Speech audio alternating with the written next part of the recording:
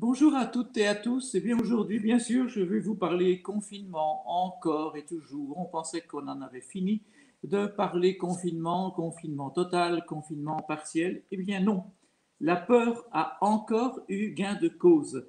On a appris il y a quelques jours que le Premier ministre néerlandais Mark Rutte avait une nouvelle fois décidé de fermer entièrement son pays, d'y imposer encore un confinement très strict avec à nouveau une fermeture totale des restaurants, des magasins, une obligation de télétravail, une interdiction de se réunir même à l'extérieur à plus de, tenez-vous bien, 2 personnes. Mark Rutte est ce politicien quasi inamovible qui en est à son 4e mandat de Premier ministre. Il est vrai que le système hollandais ressemble fort au système belge. Pour gouverner, il faut négocier pendant des mois avec un grand nombre de partis politiques pour aboutir à un accord boiteux qui recueille une majorité parlementaire mais ne répond en rien à la volonté de la population. Mark Rutte ne doit donc pas sa longévité à un autre talent que celui d'abandonner ses rares principes quand il le faut.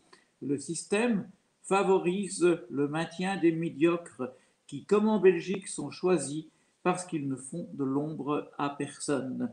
Entre Mark Rutte et Alexander De Croo, il y a aussi un autre point commun. Ils font partie de ces groupements politiques qui se prévalent du libéralisme et leur politique ne s'inspire absolument en rien de cette doctrine philosophique.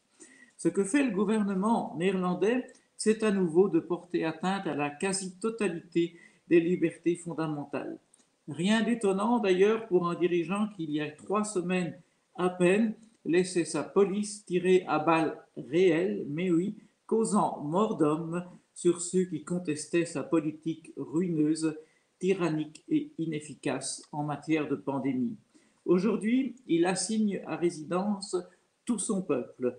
Il met en prison, toute une prison chez soi, les Néerlandais qui n'ont pourtant rien fait de mal, mais qui payent les fautes lourdes des dirigeants incapables qui, comme en Belgique, choisissent toujours d'être répressifs pour se donner l'impression d'exister.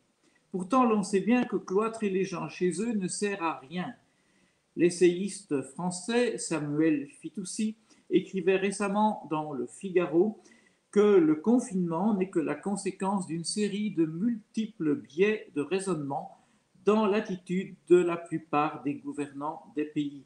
Comme ce virus, et c'est un de ces vices de raisonnement, comme le virus est apparu en Chine, où il a été combattu par un système de terreur propre à un pays totalitaire qu'est la Chine, eh bien les autres pays, dès le mois de mars 2020, ont fait la même chose sans véritable réflexion.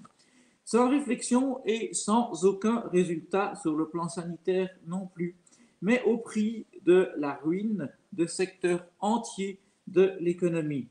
Et bien sûr, le peu des principes au prix d'un principe d'un renforcement hallucinant de pouvoir des États dits démocratiques, qui ont pris maintenant l'habitude de se comporter envers leurs citoyens comme l'une des pires dictatures du monde. Mark Rutte prend aussi la responsabilité grave de ruiner la politique vaccinale de son pays et de la plupart des autres. Cela fait des mois que l'on fait valoir à très juste titre que les vaccins sont une solution à la crise et que chacun devrait y recourir dans son intérêt et pour éviter des contaminations qui aboutissent à des confinements. Aujourd'hui, les Pays-Bas nous montrent qu'on peut être un pays qui a vacciné fort bien, ma foi, un peu moins bien que la Belgique quand même, et qu'on peut quand même se retrouver en situation de lockdown. Quel triomphe, bien regrettable quand même, pour les anti-vax. Ils auront désormais beau jeu de dire, à tort, nous le savons, que les vaccins ne servent à rien, ce qui peut causer la ruine de la politique vaccinale de la plupart des pays, parce que le confinement hollandais fera sans doute perdre confiance en les différents autres pays. C'est une responsabilité énorme qu'a pris le politicien hollandais et il faut espérer qu'un jour il en paye le prix sur le plan politique. Le lockdown à la hollandaise présente enfin un autre risque qui pourrait nous concerner directement et on a vu déjà un début de conséquences hier. On a déjà vu qu'un des principaux problèmes de mesures de confinement, c'est qu'elles sont sans doute encore plus contagieuses que le virus qu'elles sont censées combattre. Même le variant, euh, même le variant Omicron.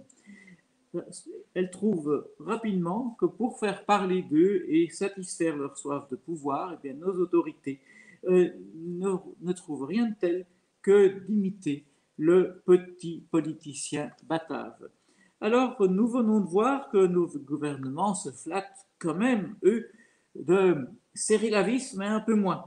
Quel mot horrible quand même, avec cette expression de serrer la vis, alors que l'on sait très bien que ce qu'on entrave, la vis que l'on entrave, c'est nous. Certes, De Croo et consorts n'ont pas décrété un lockdown complet, pas pour le moment en tout cas. À les entendre, il faudrait presque les remercier de ne pas nous enfermer de la même façon qu'on l'a fait avec nos pauvres voisins du Nord. Cela dit, les interdictions pour nous aussi sont multiples. Le secteur culturel, le secteur sportif, l'événementiel, une fois de plus, sont complètement mis à l'arrêt et ce, sans réelle justification. Les gens sont censés être en télétravail avec tous les soucis personnels et d'efficacité que cela implique. Tout événement, même familial, est étroitement réglementé.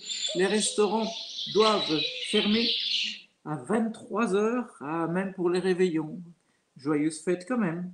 Avec un peu plus de nuance, notre gouvernement en est resté à la doctrine de Wuhan, le système autoritaire du Parti communiste chinois. Fermé, fermé, fermé toujours plus. Personne parmi nos politiciens n'ose défendre nos libertés. Ah, sauf sans doute l'éternel Georges-Louis Boucher, qui crie bien et beaucoup, mais n'obtient jamais rien, et n'a toujours pas compris que le jour où il a accepté d'entrer dans cette coalition dite Vivaldi, il s'est condamné à n'être que le chef de l'opposition. Je vous remercie.